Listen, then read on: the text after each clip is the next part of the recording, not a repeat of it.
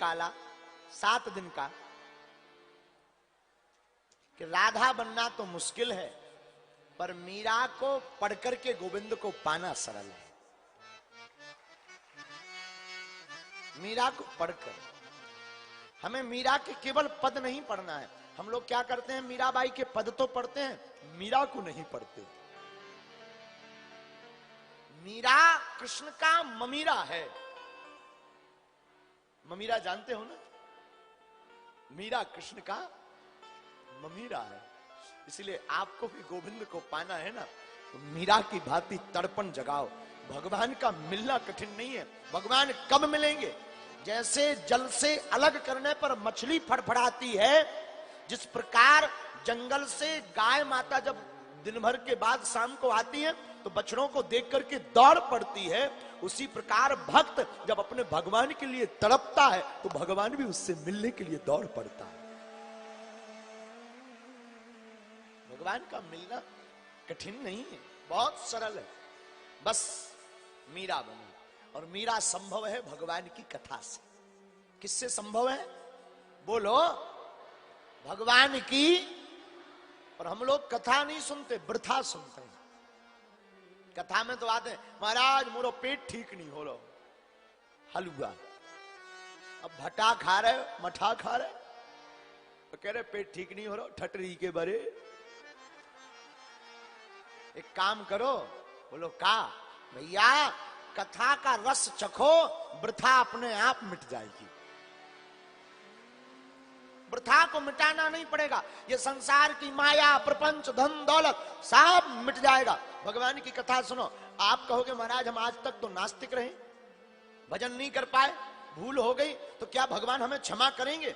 भैया मैं प्रार्थना करूं, चाहे कमरा 7 साल से बंद हो, चाहे 17 साल से बंद हो, कमरा 17 साल बंद हो, 7 साल बंद हो, 7 महीना बंद हो, या 7 घंटे से बंद हो, महाराज दीपक जलता है तो कमरा चाहे अभी का बंद किया हो या 17 साल पुराना, दीपक जलते ही उजाला हो जाता है। उसी प्रकार भक्ति के लिए चाहे तुम 20 साल बाद भक्ति कर रहे हो या 10 साल बाद भक्ति कर रहे हो, जब कथा का दीपक हृदय में जगेगा, भक्ति का उजाला अपने आप हो जाएगा। है? तो भक्ति का उजाला कब होगा? जब आप सत्संग करोगे। क्या करोगे? एहा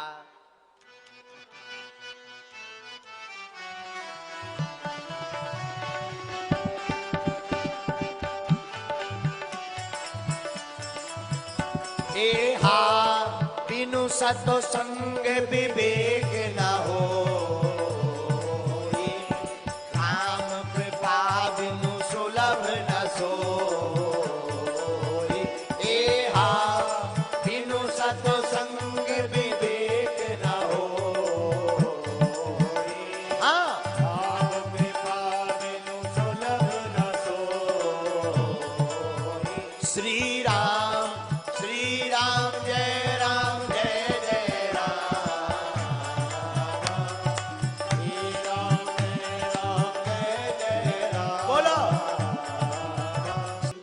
बिना राम जी की कृपा के सत्संग या भगवान की कथा मिलने वाली क्या नहीं है? भगवान की कथा।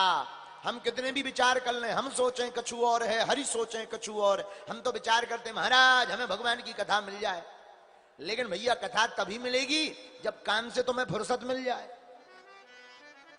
अब तुम्हें कथा भी सुननी है और अपने आलू भी बेचने, भटा भी बेचने, पड़ोसी यहां भी संभाल लें, दुकान भी संभाल लें, फिर कह रहे महाराज।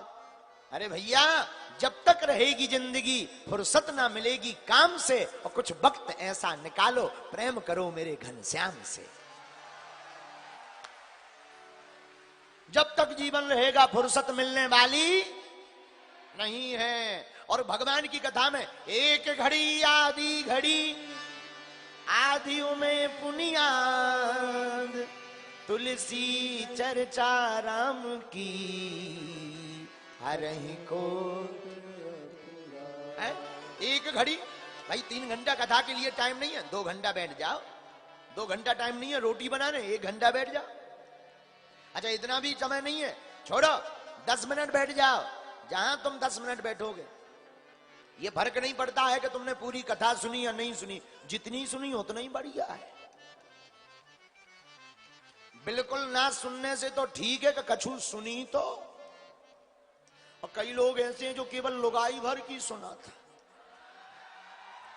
हाँ, हमें एक आदमी मिला, हमने कहा कहो भैया कैसे हो? बोले गुरु जी हम तो गीता का उपदेश सुन रहे हैं। हमने कहा बहुत अच्छी बात है। बोले गुरु जी आज से नहीं 35 साल से गीता सुन रहे हैं, उपदेश गीता का 35 साल। हमने कहा नक कटा, 35 साल से तुम गीता का उपदेश सुन रहे हो, सुधरे तुम 1% नहीं है, एक चवन्नी भर नहीं सुधरे। और 35 साल से गीता का उपदेश सुन रहे। बोले गुरुजी गीता हमारी लोगाई को नाम है। हमने कहा तो ठीक है, तो ठीक है, फिर लोगाई के उपदेश से कोई नहीं सुधराता, लेकिन आदमी भी सागर को आता। हमने पूछी कहां के आओ? बोले सागर के। कहां रहते हो? बोले मकरोनिया में। हमका नाम? बोले चंगीलाल। बाप का नाम? बोले पुंगीलाल।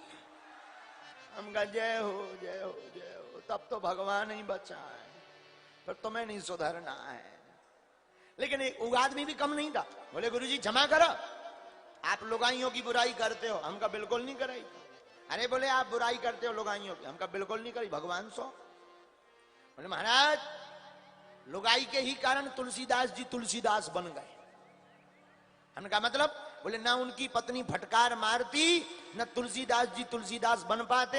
हमने कहा क्षमा करना, लुगाई की फटकार से अगर तुलसीदास बनत होते तो घर घर बैठे होते। अगर लुगाई की फटकार खाएं तुलसीदास जी बनत होते तो आज लोग फटकार नहीं चमीटा लो खा जा, फिर भी नहीं बन पा। बोलो सीताराम। तो भगवान की कथा कब संभव? जब राम जी की कृपा होगी। किसकी? बोला बोला राम जी की कृपा। हम आपको एक चरित्र बताते हैं, बड़ा आनंद आएगा। हनुमान जी गए लंका, लंका में बजा राम नाम का डंका।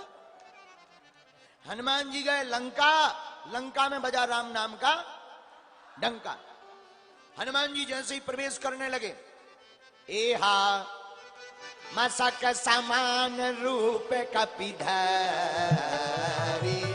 लंके हो चले वो सुमर नर हरि। एहा मसक समान रूप कपिधरी, लंके हो चले वो सुमर नर हरि। श्री राम जय राम जय जय राम। बोलो श्री राम जय जय राम। हनुमान जी लंका में प्रवेश करने लगे, मच्छर जैसा रूप बनाकर। मसक माने मच्छर। एक जने बोले गुरुजी हनुमान जी मच्छर बने। हमने कहा मच्छर जैसे बने, मच्छर नहीं बने, मच्छर जैसे। तो आदमी भी बड़ा तार्किक था। एक महात्मा से एक व्यक्ति बोला गुरुजी अगर हनुमान जी मच्छर जैसे बने तो वो अंगूठी कहां गई? बता दो। आदमी भी कितना। हमने उस व्यक्ति का पता लगवाया कि कहां का था, बाद में पता चला सागर का। तो बोला गुरुजी अगर हनुमान जी मच्छर जैसे बने तो अंगूठी कहां गई? दूसरे व्यक्ति ने बड़ा अच्छा जवाब दिया। अरे दूसरे बोले सुना, हनुमान जी मच्छर जैसे बने लेकिन आज के जैसे मच्छर नहीं। लंका में आदमी कितने बड़े बड़े? बोले 22 हाथ के। तो बोले 22 हाथ का आदमी हो, लंबा चौड़ा मोटा तगड़ा पहाड़ जैसा, और आज का मच्छर छोटो सो काटे तो हुए कोनो फर्क पड़े? बोले बिल्कुल नहीं। तो बोले जैसे आदमी उनके हिसाब से मच्छर भी तो भाई हुई लंका में। बोले बिल्कुल। तो बोले कौन साइज हो सकत? बोले कम से कम बिलैया बराबर तो मच्छर हुई। बोले जब बिलैया बराबर मच्छर हुई तो अंगूठी चली गई कि नहीं? हाँ बोले फिर तो चली गई।